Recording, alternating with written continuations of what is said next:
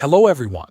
In this video, I will show you how to fix the Windows 11 update KB5074109 that is not installing. First, check the services that handle updates. Open the Services app from the Windows search and make sure the Background Intelligent Transfer Service and the Windows Update Service are running.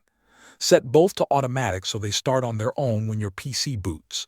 This ensures the update system has the support it needs to work correctly. Next, run the Windows Update troubleshooter.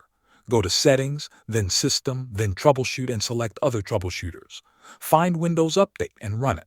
The troubleshooter will detect problems with updates and try to fix them automatically. If the update still does not install, repair your Windows installation. Go to Settings, then System, then Recovery. Under Fix Problems using Windows Update, select Reinstall Now. This will repair system files related to updates without affecting your personal files. Another method is to pause and resume updates. Go to Settings and pause updates for 1 week. After waiting for a few seconds, click Resume Updates.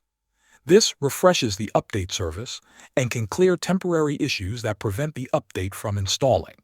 Following these steps usually fixes the problem. Thanks for watching.